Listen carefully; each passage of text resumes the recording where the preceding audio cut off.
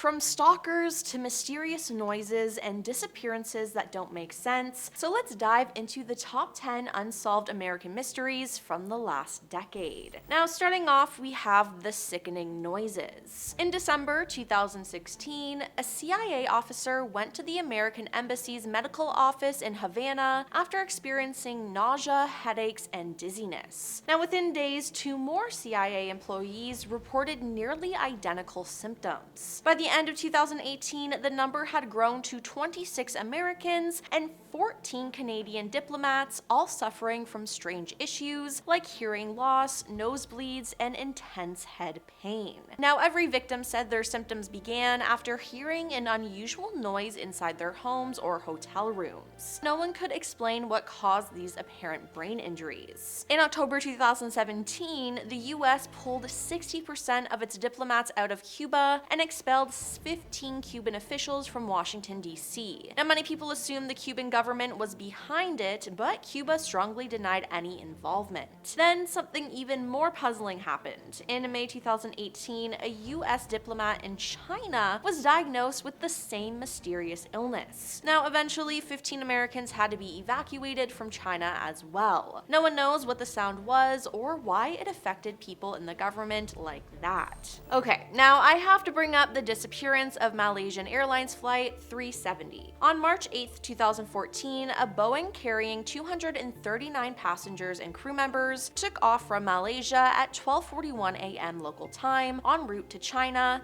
and it just disappeared. Less than an hour after takeoff, the plane's transponder was inexplicably switched off. Radar picked up Flight 370, making a major deviation from its flight plan. A satellite last detected the plane over the Indian Ocean at 8:11 a.m., and it was all just so weird. A multinational search effort was the largest in aviation history, costing an estimated $160 million and covered thousands of square miles of the ocean. Over the next 2 years, 27 pieces of aircraft debris were recovered, many washing up on beaches, but only 3 of them were confirmed to come from Flight 370. So what really happened? It seems like we may never know. Then there's the case of Elisa Lam. On January 26, 2013, 21-year-old Canadian tourist Elisa Lam checked into the Cecil Hotel in downtown Los Angeles. When she never checked out on February 1st and no one had heard from her, the LAPD got involved. On February 19th, 18 days from the last time she was seen, her body was found floating and naked in a water tank on the roof of the Cecil Hotel. Now, her body was found due to hotel guests complaining about the hotel's water pressure. One couple even reported that the water was coming out black and had a bad taste. Now, the last time she was seen was on surveillance footage on the hotel's elevator. The footage showed Elisa acting strange, almost like she was hiding.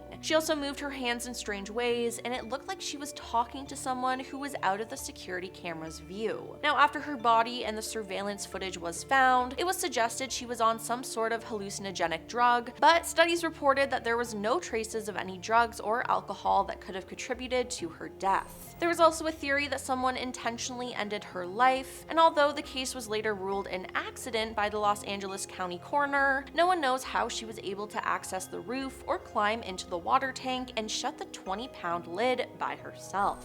Then there's the Watcher House. In June 2014, Maria and Derek Broaddus and their 3 young children were getting ready to move into their new home, 657 Boulevard in Westfield, New Jersey. Now, 3 days after closing the sale, before the family had even begun to move in, a letter arrived in their new mailbox. The letter was addressed to the new owners and was straight up creepy. The letter said, 657 Boulevard has been the subject of my family for decades now, and as it approaches its 110th birthday, I have been in charge of watching and waiting for its second coming. My grandfather watched the house in the 1920s, and my father watched it in the 1960s. It's now my time. Now, the letter also mentions specifics about the family. You have children, I have seen them. So far, I think there are 3 that I have counted. Once I know their names, I will call them and draw them to me. And then at the bottom of the letter, the author used a cursive font to sign The Watcher. Now, after receiving the letter, the Broaddus family reached out to the previous family who had sold them the house, John and Andrea Woods. They stated during their 23 years of living there, they had never received a letter like that, except once a few days before they were getting ready to move out of the house. Now, this family then received another letter and were so freaked out.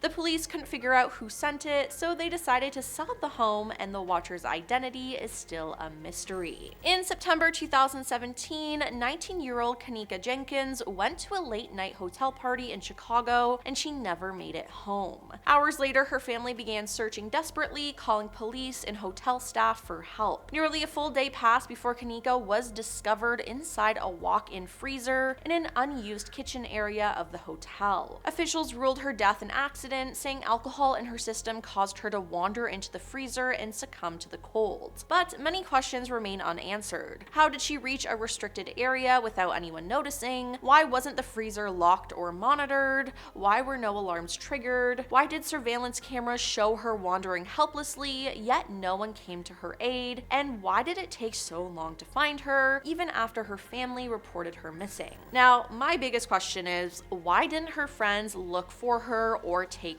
care of her? Now, this whole situation is just so weird, and I remember hearing about this story when it happened, and it still gives me the chills to this day. Mike McClain spent the evening of April 20th, 2019 at the Tropical Lounge nightclub in New Hampshire with his friends. That night, a dispute occurred between two women at the club, and they stepped outside, at which point the situation escalated. Mike, who knew one of the women, broke the fight up, but police had been called. They dispersed the onlookers, and it was at this point Mike's friends lost track of him. Now, a bit before 2 a.m. the next morning, Mike called his boss and said, "They're after me more than one."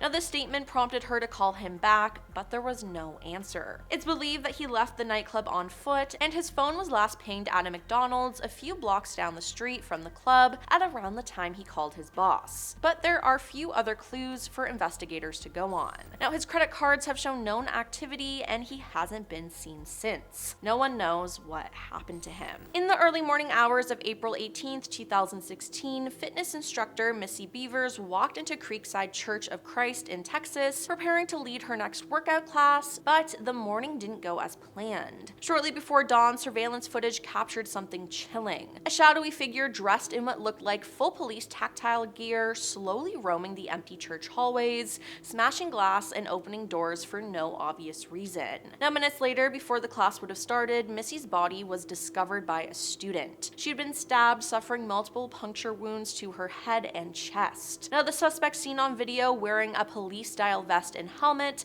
while walking strangely has never been identified. Investigators can't even be sure of the person's gender, and outside cameras that day were mysteriously not working. The police believe Missy may have been targeted and that her attacker tried to stage the scene to look like a random burglary. But nothing was stolen. Despite over 3,000 tips, a $150,000 reward, and years of investigation, no arrest has ever been made. John Michael Barnett spent more than 3 decades working for Boeing, rising through quality control and eventually turning into one of the company's most outspoken whistleblowers. By 2017, Barnett had filed a whistleblower complaint claiming Boeing retaliated against him for raising alarms about aircraft safety. And for years, this legal battle dragged on. In March 2024, while in Charleston, South Carolina, attending depositions related to the case, Barnett was found dead inside his truck in a hotel parking lot. Despite the coroner's ruling of him ending his own life, people were stunned. He was deep in a high-stakes fight against one of America's biggest companies, and social media buzzed with alternative theories about what really happened. His family later filed a wrongful death lawsuit alleging that Boeing's pressure, harassment, and retaliation contributed to his mental distress and eventual death, a claim that Boeing settled in 2025 under confidential terms. But people question, though, whether John actually ended his own life or it was just set up to look that way. In April of 2023, Las Vegas police officers investigated reports of 2 unknown entities falling from the sky, and on the same night, a nearby resident called 911 to report something 100% not human on their property. According to authorities, a man called 911 to report 2 unknown entities in his backyard after he and his family saw a similar object fall from the sky. The man described these creatures as 8 to 10 feet tall beings that appear to be like aliens with big mouths, big shiny eyes, and added that they're 100% not human. They were looking right at him and his family from their backyard, and he kept clarifying that this was not a joke and that he was terrified of whatever was lurking in the dark. While initially open for several days, the department had closed the case, but the body cam footage from that night is so creepy and it makes me feel uneasy for sure. And finally, in the past few years, a surge of reports have emerged of thousands of unidentified objects moving beneath the ocean surface near US waters. Now, these aren't ordinary fish or submarines. They're strange shapes detected underwater that can move at incredible speeds,